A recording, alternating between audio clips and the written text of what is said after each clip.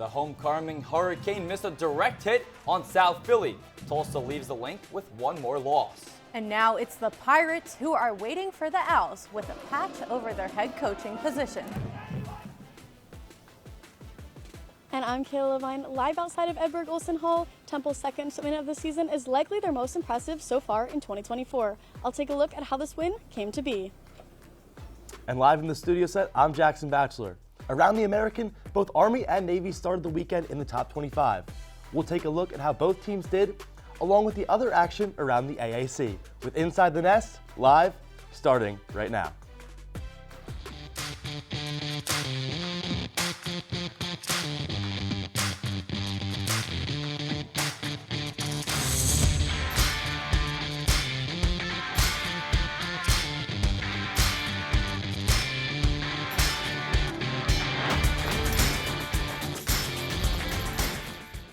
Hello and welcome into this brand new edition of Inside the Nest. I'm Hayden Bandel and she's Sam Cavone.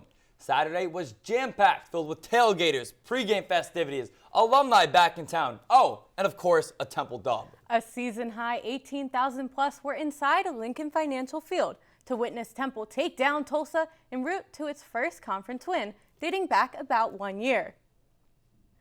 Fans coded the Link for homecoming, including a familiar face. Evan Simon, back as starter, coming off an injury, only 1 day of practice. Throws it to Kajaya Holloway, who passes to Daniel Everett for a trick play to get the first down.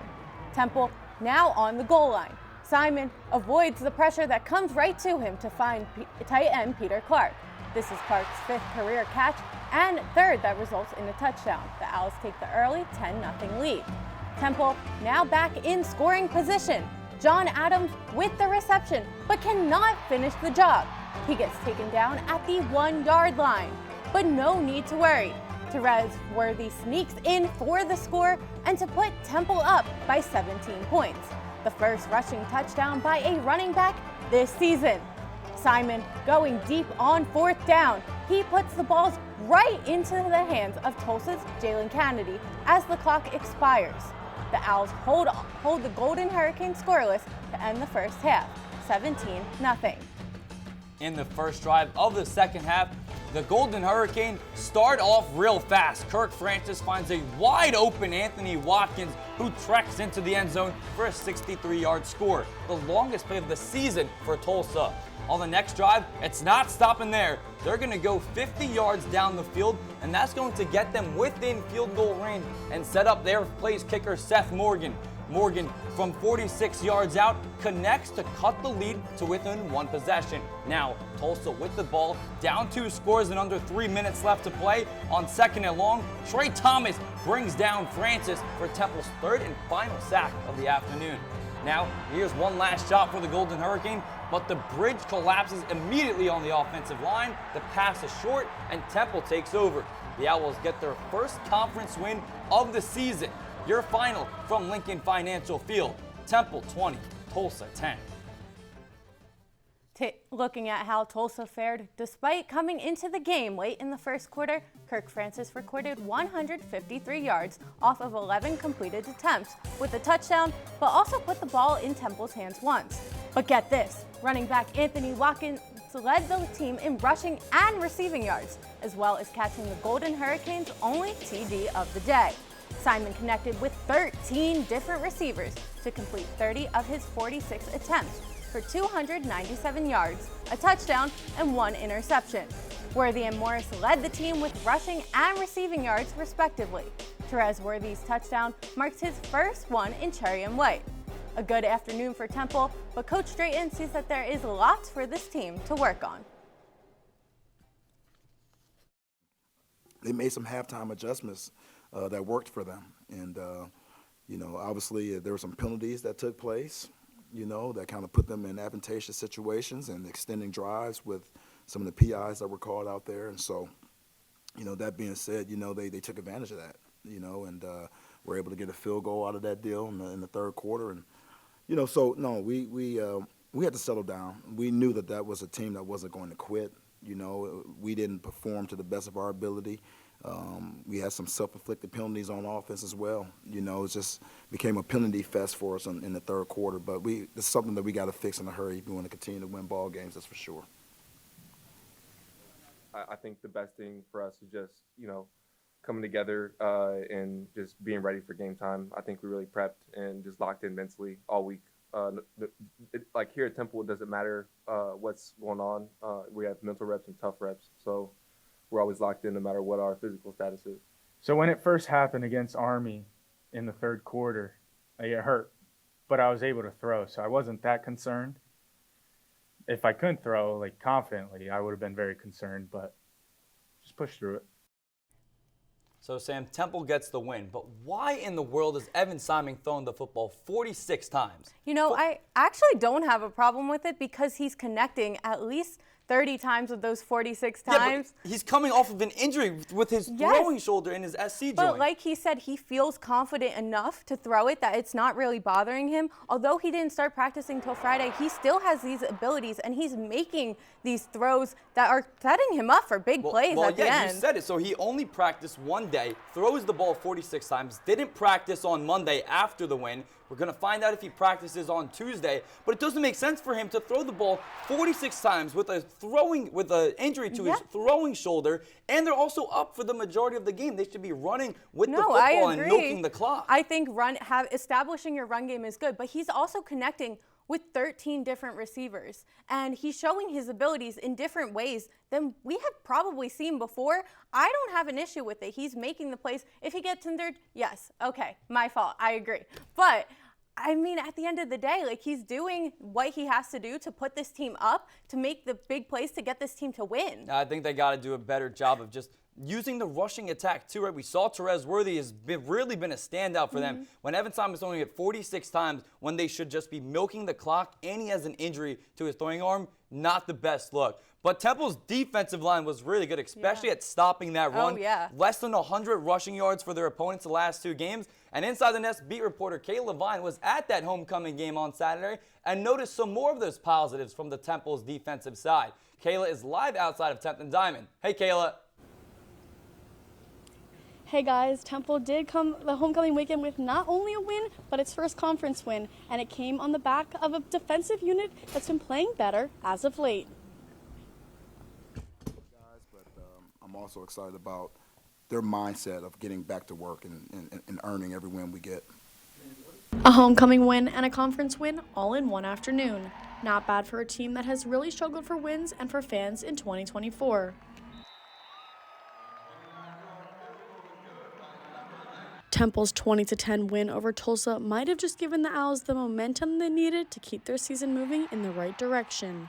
We're going to celebrate this win, but it's been tough. We've endured a tough road, so we know they come hard. You know, we know this is going to be a short celebration, and we got to get back to work. That's what this team is all about. The Owls controlled the first half, scoring the game's first 17 points. Temple did this thanks to almost 400 yards of offense, with 316 yards coming through the air for Evan Simon, who is back in his starting role. It wasn't a perfect game, but it was a win, and that's enough for Temple right now.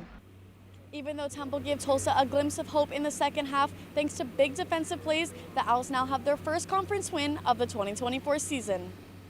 The Owls defense held Tulsa to just 10 points, had a forced fumble and an interception, which was enough to keep the lead from start to finish. The little things, you make a mistake one time, you got to come back the next play, and fix the things that go wrong. When you really lock in and shut down anything they can do, it's really nothing. Time's going to run out eventually.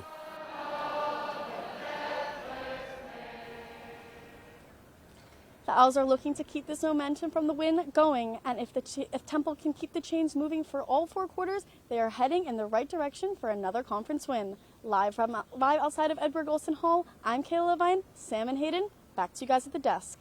Thanks, Kayla. We're switching gears to our play breakdown. It's always fun to break down a win. It's always fun to break down some plays, too, where Temple kind of dove into its bag of tricks in its playbook. Let's take a look into one of them.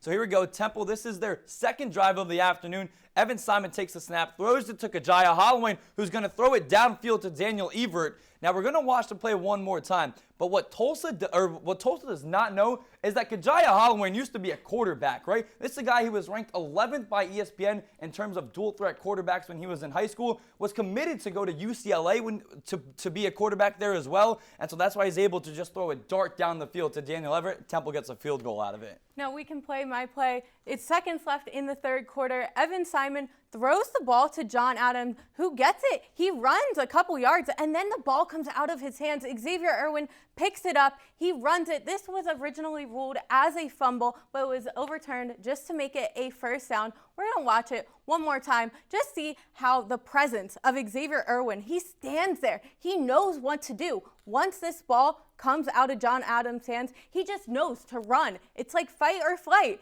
And so then we're going to watch Landon Morris, a big block just to lead the path. Like I said, it was overturned into a first down, but it just goes to show what a great play it was.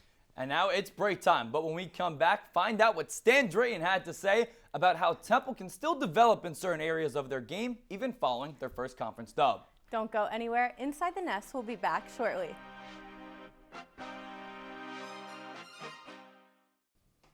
Welcome back. Saturday was a good day for Temple football. Wins are not easy to come by, so playing well on homecoming in front of a large crowd, the largest one of the season, is a positive step. On Monday, Stan Drayton acknowledged the positives during his weekly news conference, but he also talked about the need for improvement in several facets of the game. Great atmosphere for homecoming. You know, the stands were awesome. It really made a difference. Our kids felt that environment. It was awesome to get a win, you know, on homecoming with all the former players and student athletes coming back to visit, former band members, all that good stuff. It was just a great day that way. Great weather. The whole deal was nice. You know, we have to play better if we want another opportunity for a victory. Got to eliminate our penalties. Got to play better up front on offense, and you know. Just find ways to get more points on the board is what we need to do. We got to play a lot harder than we did. Even though we got the victory, we'll take it, but there's still a lot of things that we need to work upon. And, you know, 21 first downs on offense, I mean, that's starting fast and sustaining drives, you know, and giving us manageable third down situations. And, you know, I thought on special teams we played average, you know, as far as our punt game was concerned. Our kickoff game continues to be really well in terms of field position, right? You know, you want to play the game lopsided, you know, forcing those guys to have to work the entire field. We kept them out of the red zone. So I just think it was this good complementary play from offense to defense, defense to offense that allowed us to get ahead, you know. And now I don't like the way we came out the second half. You know, that third quarter we just kind of spud and spattered around, and they got 10 points on the board, and you know, we only had an opportunity to put a field goal, you know, on the scoreboard. And, you know, so we got to understand that when we do have the lead, we have to be able to close it out. And it starts the moment you get out of the, you know, out of the locker room. And I think we need to do a much better job of that. But, you know, ultimately it's about, you know, winning. And in order to do that, our formula is to start fast. So the fact that we did that in a complementary fashion is something that we can build upon. Now, Hayden, is a win really a win? Stan Drayton said they got off to a fast start, but did they really? There was a third quarter slump and then just a bunch of penalties.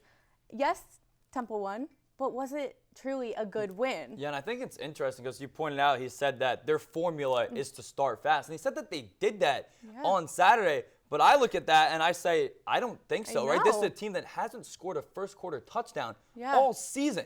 And for him to come out there and say that he thinks they started fast, I get it. They got a field goal on their second drive. But that was it. It really is a team that hasn't been starting fast, even though it's the right formula. And the communication just hasn't been there. And it's kind of been a reoccurring theme. And you would think that by week 8, week 9, that this would be fixed. But it just seems that one group after another is just lacking the communication that it needs to, you know, get where Temple wants to be.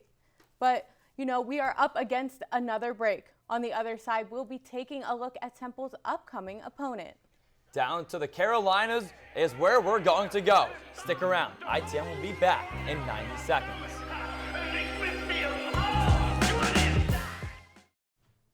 Welcome back to Inside the Nest. The Owls will travel to Greenville to take on the Pirates this Saturday. Temple hasn't beaten the Pirates since 2019.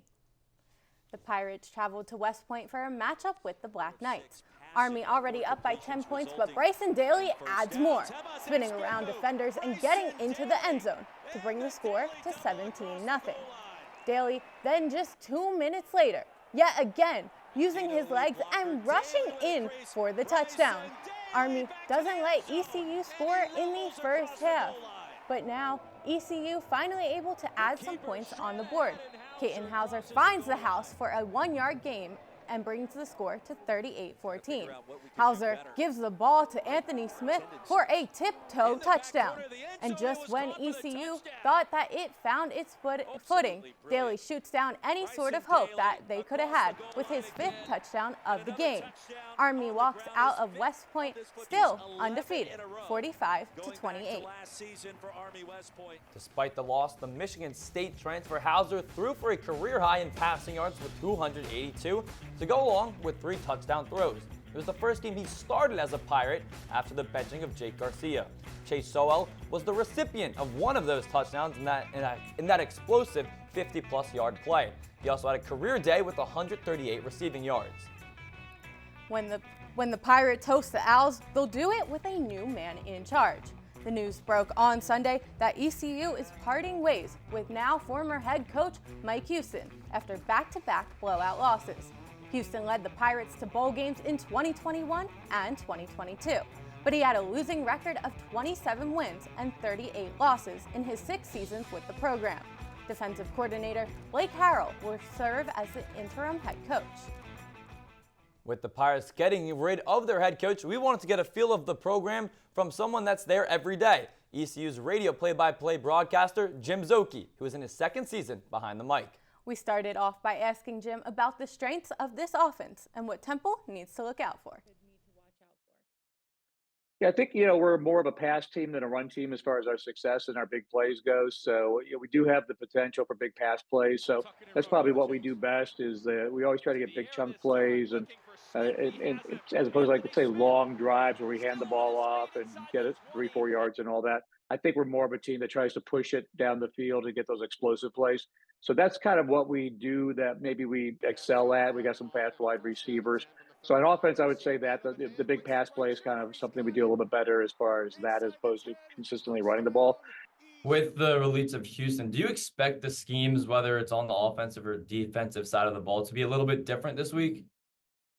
Probably not, because you're so deep into the season at this point. So I think you kind of are style-wise who you are. And again, the defensive coordinator will be the head coach as well. So not probably a time to change a whole lot. And the personnel is essentially the same. So it's not like somebody different coming back in that wasn't there before. I think offensively, we did see a little style change this past week against Army, where we've been this really up-tempo team. And to a large degree, we still are, but we slowed it down a little bit against Army. We huddled, has muddle huddle at times, and some things to just kind of give the defense a break so they wouldn't be on the field as much. So they might incorporate more of that again moving forward beyond just the Army game, just to kind of let everyone kind of catch their breath and not be in such a kind of frenetic, high tempo all the time. Because sometimes that's great as far as working against the opposition, but sometimes you can trip yourself up if you go too fast. So I expect them to play hard, certainly not be like in the mode of giving up or looking at next year and where they might be thinking about transferring out to, those kind of things. I think they're really going to want to be inspired at home to play well and to play better than they have and realize they've got a lot of goals still in front of them, like going to a bowl game if they can win 3 more games. With the release of Houston, we've heard from ECU's expert, so it's only right for Hayden and I to give our expert opinions. It's time for routes to success. Route number 1, Temple has to eliminate the penalties. They had 10 of them on Saturday against Tulsa that cost them over 100 yards. That has to be cleaned up, especially this week when they can take on a team trying to focus on its footing with a new head coach. Route number 2, spread the love. Simon hit 13 different receivers against Tulsa.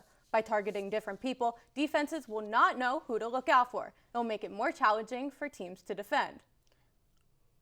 The final route, better offensive line play. There was a lot of miscommunication that we saw on the line with Tulsa, especially coming from Evan Simon sometimes as well. Only reason that they didn't get sacked any times was because Simon did a good job of being aware of the situation and read the ball well, but he was hurried a lot.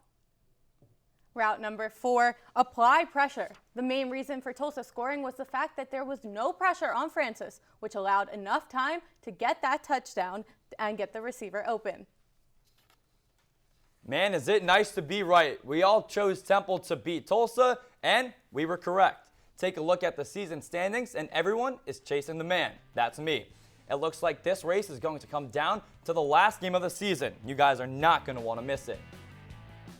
But this week, I'm taking ECU 26-20. Temple is just not at the point where I can see the Owls winning on the road. And on the road this season, Temple has been outscored 118-34. This team has a history of not playing all 4 quarters, so I can't confidently pick them to win this week. Yes, and I've also got ECU 28-21. The Pirates scored 4 touchdowns in the last 2 quarters against Army. Temple's offense hasn't done that in the last 2 games. This is going to be a Pirates team also motivated with the firing of their head coach. We've seen it happen in the past. Our old friend Jeff Collins, when he was at Georgia Tech, got fired after 4 games. Next week, they go on the road at Pitt, ranked, and take a win. It's happened before. We've seen it with Colorado in past years. I got ECU. Kayla, who are you rocking with? Guys, I'm gonna have to disagree this week. I think Temple is going to get the win this weekend. I have a final score of Temple 21, ECU 17. They played very well defensively, and if they can stay consistent on offense for all 4 quarters, they've shown their capabilities and have a very good chance of beating a team like ECU on Saturday. Jackson, what are your thoughts? Kayla, I'm going with East Carolina 28, Temple 22. Most areas are trending towards a Temple loss here. The Owls just simply don't win on the road. They haven't all this season, and they've also lost 3 straight to the Pirates. The Owls did force 2 turnovers last week. Should have been 3 with that forced fumble, but this has been a struggle for the team for most of the season. So end of the day, I'm taking the Pirates. And just like last week, you can catch the Owls Week 8 matchup on ESPN Plus, as Temple will be traveling down to Bagwell Field at Dowdy-Ficklin Stadium in Greenville for a 2 o'clock AAC showdown, and we will keep you updated with live tweets from our social media platform at Owl Sports Update. Well, guys, there was 7 other conference games in the American this week, and they were all conference matchups. To find out which teams are still winless and which ones are undefeated in AAC play when we go around the American. Welcome back. There are still 3 programs with and without a conference dub or loss this season as we head towards the end of October. Inside the Nest beat reporter Jackson Batchelor is live at the studio set to update us on the standings. Hey, Jackson. Guys, not much has changed at the top of the AAC. Both Army and Navy are still undefeated, but the Black Knights currently hold the top spot in the AAC with a record of 6-0 in the conference, and they currently lead the FBS in rushing yards per game. As for the Midshipmen, they are 4-0, so they have that second spot in conference play. And then there's Tulane, who is also undefeated. The Owls' Week 11 opponent is 3-0 in the conference. But this right here is where things get interesting. There is a 3-way tie currently for the 4th spot between Memphis, North Texas, and Charlotte, who all have different records overall, but have a 2-1 conference record. Then, tied in the 7th spot, we have Owls' upcoming opponent, East Carolina, at 1-2. But there's other teams in that mix. South Florida, UTSA, and Temple are all 1-2, so they're tied at that 7th spot. And then we have Owls' former quarterback, E.J. Warner's team with Rice, with a 1-3 record in the 11th spot, followed by FIU and Tulsa at 12th, and then UAB at the final spot. Coming up in Week 8, the AAC's top team in Army has a bye week. Meanwhile, the other 2 top teams have tough matchups. Navy faces nationally ranked Notre Dame at home, and Tulane will head south to face North Texas. Reporting from the studio set, I'm Jackson Batchelor. Guys, back to you on desk. Thank you, Jackson. Definitely looking forward to some more of those conference games next week and that non-conference one with Notre Dame. But we've got zeros on our clock, which means we're out of time. Thank you so much for joining us. We'll see you next week to break down the ECU game. Same time, same place.